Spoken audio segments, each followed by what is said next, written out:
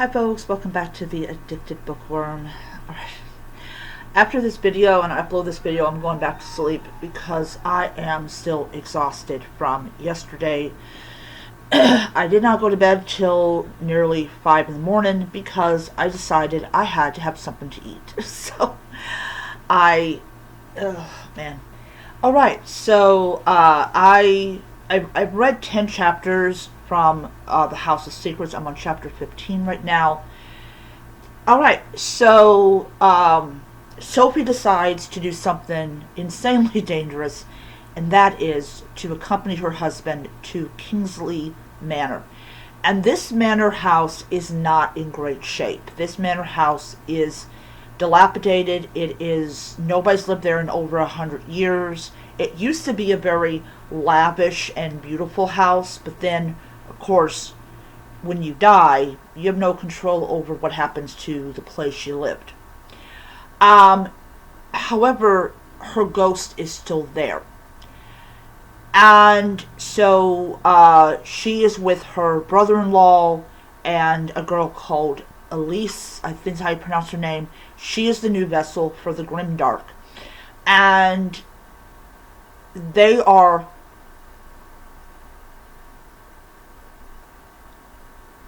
Sorry about that. I had hair in my mouth. I hate that. So, sorry about that. So, they're trying to figure out exactly how to defeat the Grimdark once and for all. Because none of them are happy with the deal that their ancestor made. And Sophie's definitely not happy with the deal that the ancestor of the family that she's married into made. But we have three very determined adults. And Sophie is not only deeply devoted to her husband, but she's deeply devoted into saving this girl from what her fate might end up being. Anyways, so far I am really enjoying this book, and it's been a lot of fun to read. Alright, so I got a couple books that I have also started reading, or have been reading for quite a while. So after I finished that one ebook, I read The Stone Initiation. So I got 5 books here. They all have numbers on them.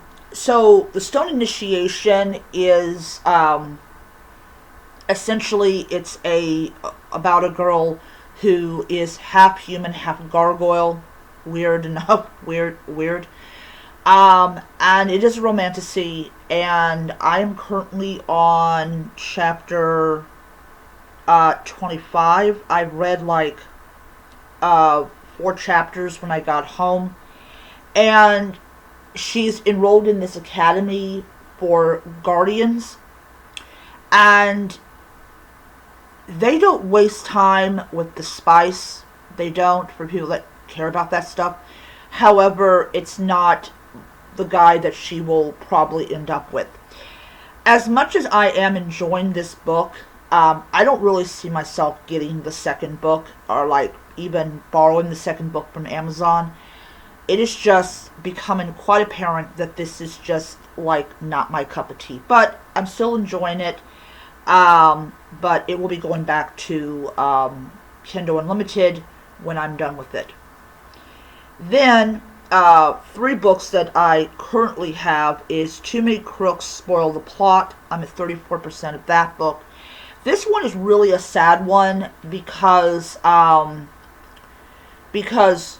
she has a friend. I can't pronounce her friend's name. Sucks. And she's been friends with her since, I believe, 6th grade. And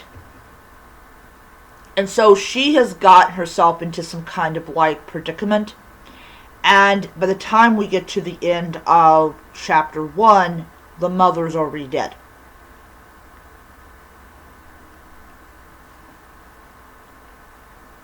Dang, I hate when that happens. So the mother is already dead. And so you have these two kids, a boy and a girl. The girl has come to terms with the fact that her mother will never come back.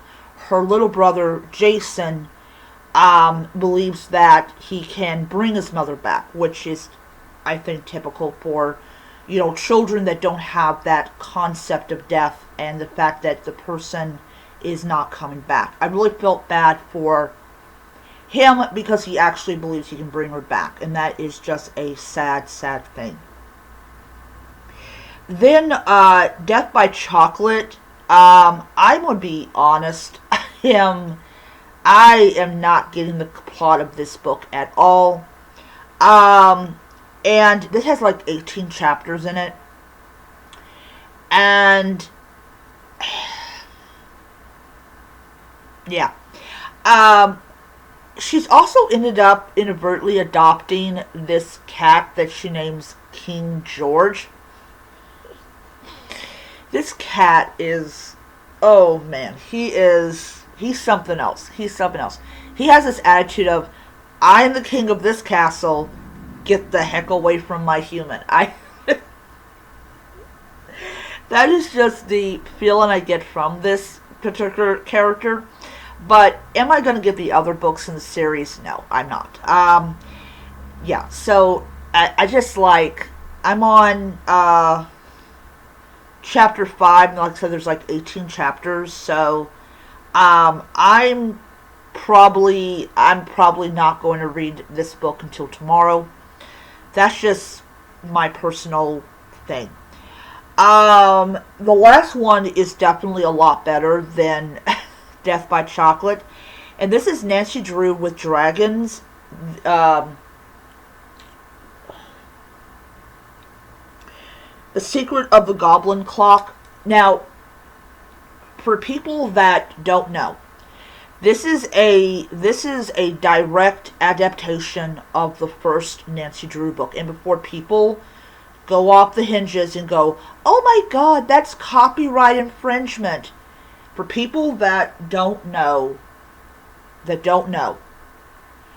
the original Secret of the Oak Clock entered public domain on January 1st of this year, meaning that somebody could take the characters from the first book, also the first 4 books, and could do whatever they wanted with it. I could even do something with it. Okay? And you can lift word from word from that book and make an entirely different thing. So, The Secret of the Goblin Clock is copyrighted. So, I could not take stuff from this book and put it into my own. That would be a direct violation of her copyright. So, I saw this because I was... Alright, so I'm planning on to buy some stuff this week from Amazon, because Amazon has this really cute shoulder bag, and it's perfect size for like putting a couple things in there. I really don't have a lot of stuff that would, I don't know the word I'm looking for, of what I'm using it for. So, I am going to buy a Nancy Drew themed shoulder bag. So, I was trying to find the 1933, I believe 1933 or 34 edition of The Secret of the Oak Clock, and this book popped up. And there is no reviews for it. There's no star rating for it. Nothing. Nobody is getting this book. Nobody's picking this book up. There's no reviews about the book. It's like nobody knows the book exists. So, I got it because I was just intrigued. Like, okay, you're taking work that just left copyright and entered public domain. How are you going to make it different than the original work? Okay? So, this is a magical world. And I was there. I was there for the party. I was like, okay, wonderful. Helen Corning's in it. Helen Corning, I believe, appears in the first 2 Nancy Drew books. The original and also the copyright. And in there, so I'm going. Where the freaking heck did my? Oh, they're red. You think they would pop up out of the black, but they freaking don't.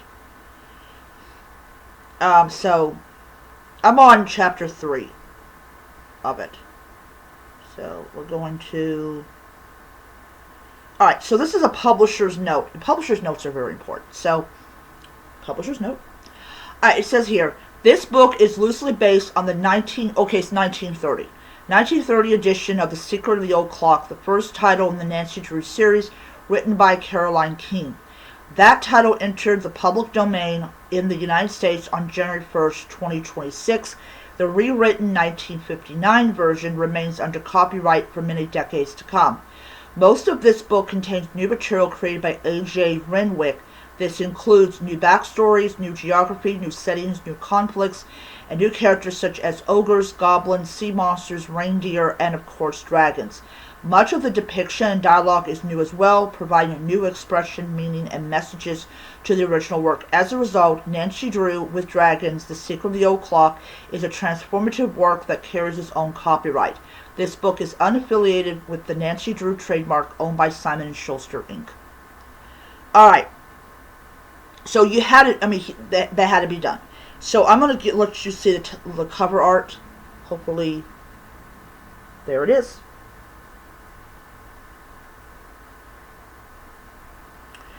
Alright.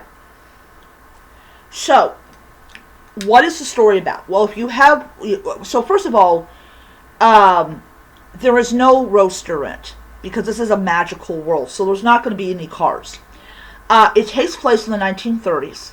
So it takes place here in the United States, but they're fractured in a way, and it also shows that magic is being used to hide the fact that basically the economy is ass. So you can also tell that they're using magic to hide the fact that there's such a thing as the Great Depression. I think everybody in the world's using that to do that. And so what ends up happening is there is a selected number of people that receive these dragon eggs, and Nancy Drew happens to be one of them. Carson Drew is a little different in this book as well. I've not gone totally into the book. I'm only on chapter 3 because I was obviously dead tired and I wanted to go to bed. Carson Drew is a wizard, and he is also a lawyer. So you still have that aspect of him being a lawyer, but he's also a wizard, and he's busy, he's having a conversation with his daughter, and basically, basically talking about the Tophams. I think that's how you pronounce their name. They're still a pile of garbage in this book. It does not change. She did not turn the Tophams into great people in this book. They're still jackasses. And still the whole basis of that their father made his fortune in the stock market and all that type of stuff. They changed the department store into a bakery, which I thought was really cool. And they're all there for trivia, and of course the Topham sisters, and one of them has a dragon as well. I don't remember his name is, but Nancy has a dragon, and one of the Topham sisters has a dragon, and of course the dragon is much as an asshole as his mistress. Anyways, I think named him something posh or something. Anyways, same thing. Joshua Cronley has died. So in the original he's human, but in this one he was a goblin, and he was a very wealthy goblin. And of course, when he died, the Tophams, of course, put the will through probate. But there is rumor that there is a second will, just like in the original. So what makes this book so freaking cute? The fact is that Nancy Drew has a dragon. Not just that. But she rides a freaking reindeer. It's a magical world. It's a magical world. Anyways, I have no idea how many chapters there are in this book, so I'm going to actually peek. Um,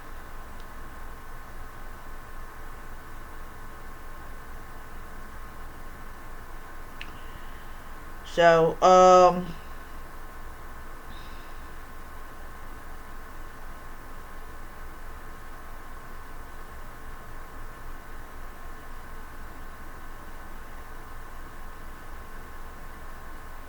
okay. Um,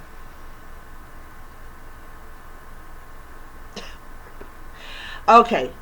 Um, oh, okay, never mind. Uh, Never mind. That's a different series. Um,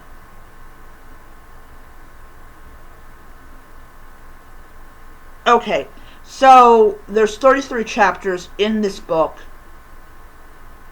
And, so yeah, there's about 13 more chapters. No. There's like 8 more chapters than, than there was in even the original. Anyways, so far I am enjoying the book a lot. I feel like there is so much of the original 1930s version of this book, and I just think it's great that somebody took a now public domain book and turned into this fantasy world that, you know. But if I ever did write my own Nancy Drew book with Helen Corning and all that, it would probably take place in like the 1800s or something. Um, that's just me. And that, of course, would be it's also its own thing. But anyways, um,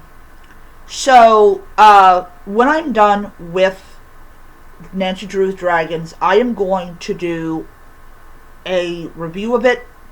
I'll probably do a much more condensed review of it for my Nancy Drew Book Lovers channel. But as far as this channel is concerned, I'm going to do a much more extensive review of the book. But I am having a blast with that one. It's kind of this thing where you get a book that is based on a now public domain work, and you're kind of like, okay, I'm kind of wondering how this is going to turn out. This is turning out to be really, really good.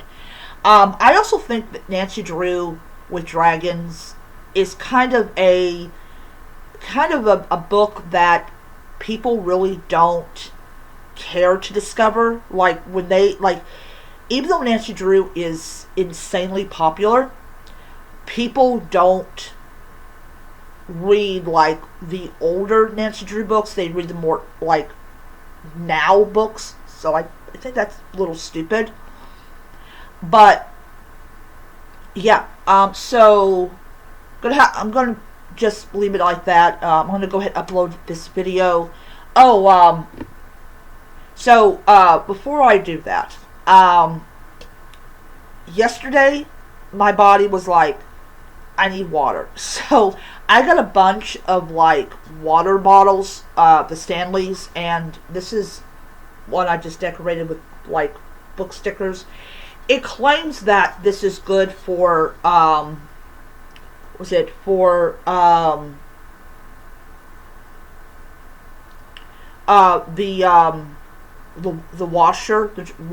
washing machine.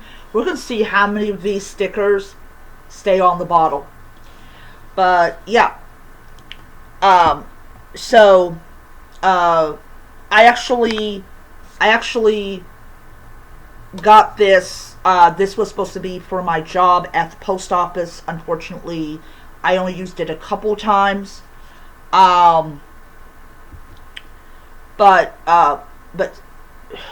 yesterday was hot. Like, was hot. So I got to work and I immediately ran over to the machine, filled it up with water with ice, put water in there, put my Propel in there, and I was just guzzling this thing. So I've actually put 2 packets of Propel in there, because this is not your like typical like size of a Stanley.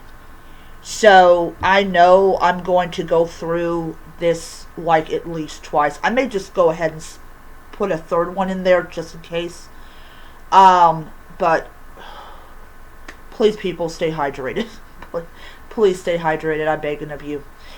Alright, anyways, that's my video for today. I hope you enjoyed it, and I will see you guys in the next video. Bye.